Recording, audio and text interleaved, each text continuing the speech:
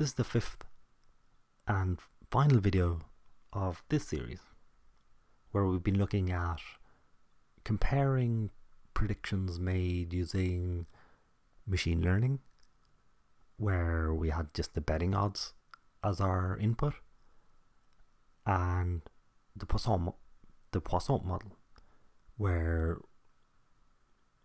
we knew about the rate at which both teams score and concede goals, which we use to do simulations, Monte Carlo style, and try and figure out what's going to happen that way.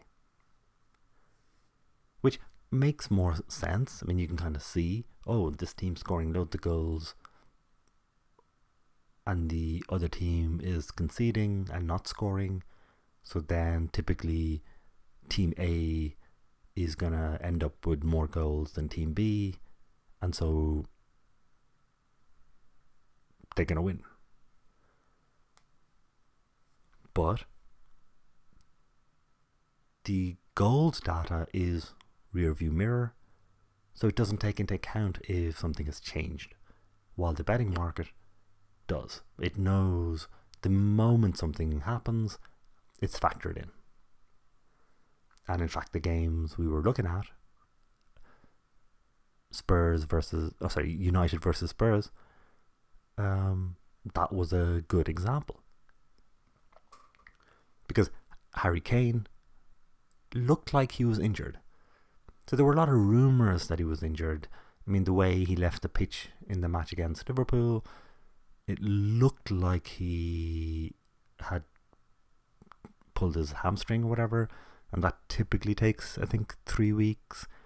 So then people were going, okay, it looks like Harry Kane's going to miss the game, and that should, radically change the situation, which Poisson wouldn't know anything about, because when we're doing Poisson, we just feed in the number of goals Spurs have been scoring.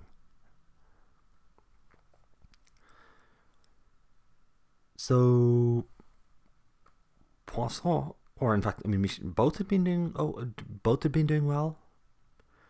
Machine learning had been up €38.20, and Poisson was up €18.60.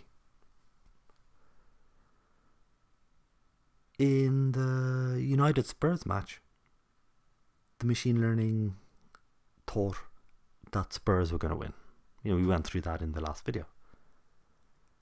In fact, in the comments below the video, I changed that call.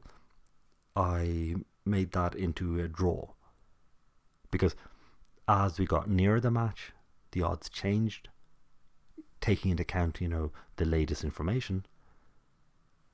And basically, in machine learning, in that approach, I want to use the fact that I can take into account all the latest information.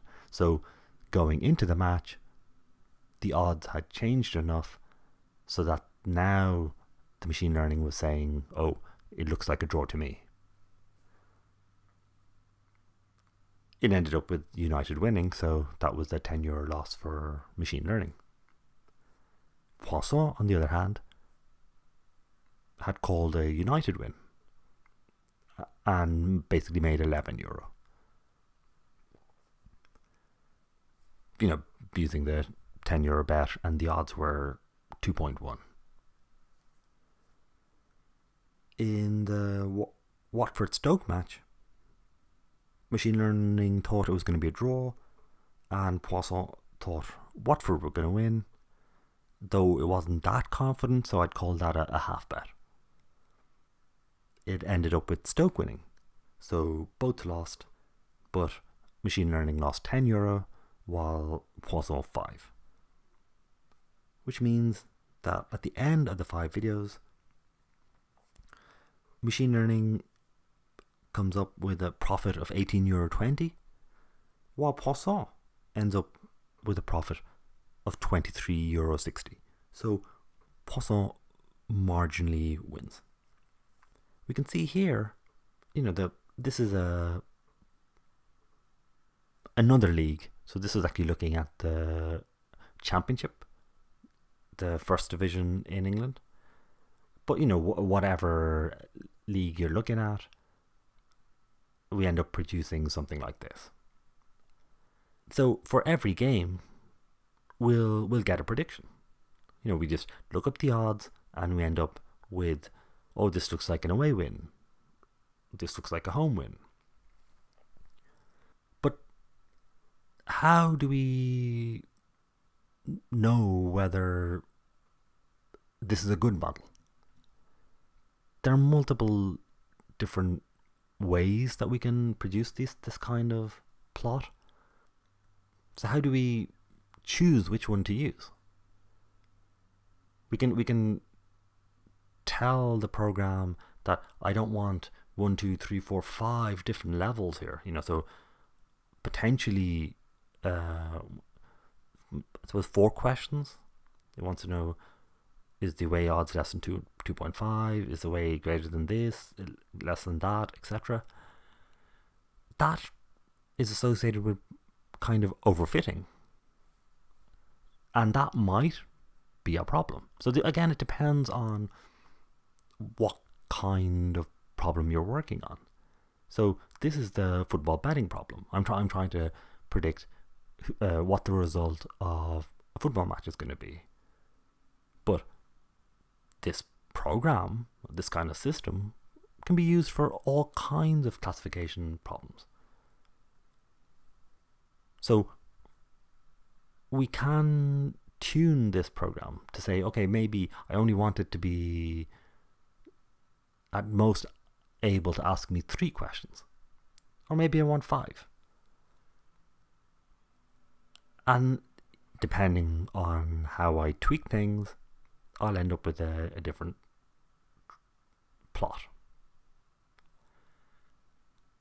This, the confusion matrix, is a way that we can compare our methods. So, say we have 100 games. Actually, in the Championship, there's been over 150 games. But say we have 100 games. What we typically do is split that 100 games into a test set of games and a training set of games. So say we take the first 70 games and use that to train our method. So we use our first 70 games to produce something like this. So that looks nice. It's sensible.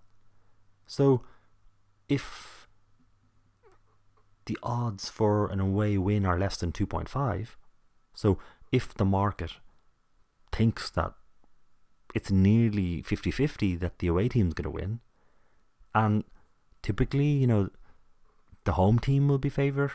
So if the odds for the away side are less than 2.5, that would probably mean that the away side is a very good one. I mean, that would mean that maybe Barcelona are playing away or something.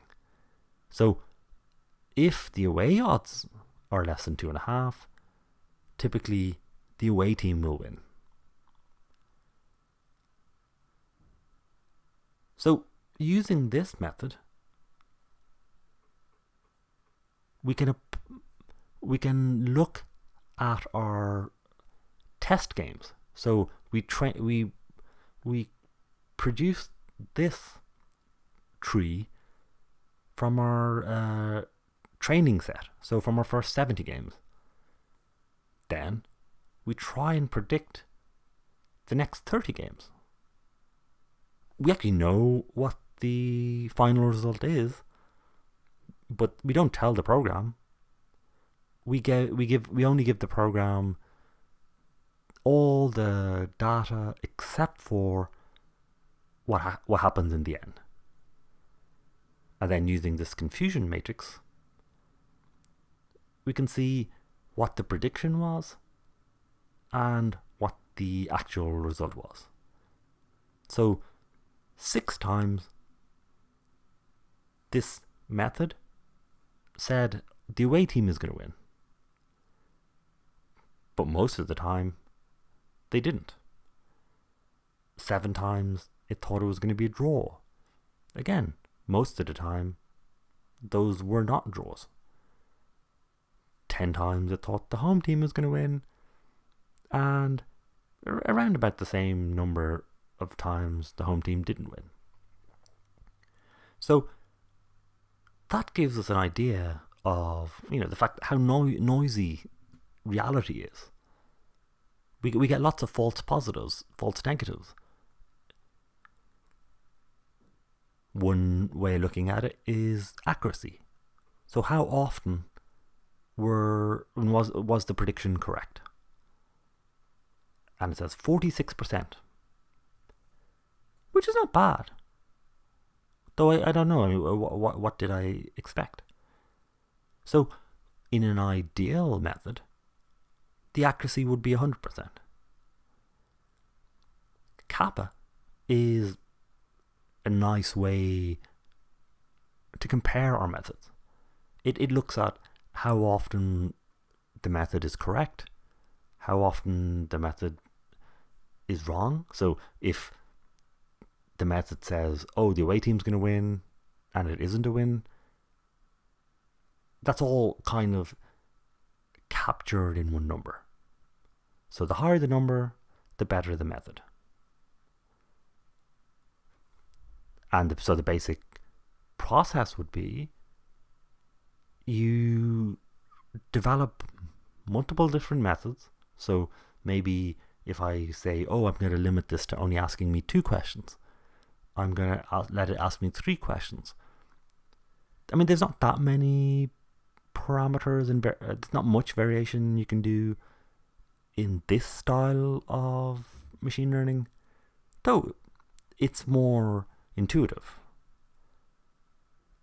But with our collection of methods, so say we have 3, 4, 5 different methods,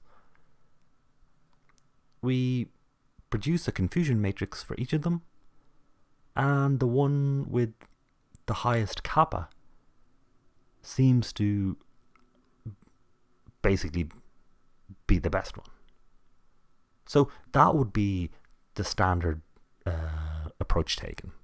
And I think there are some videos, we looked at this maybe even a year ago, but just coming back to that, just to remind you that that's, the broader framework.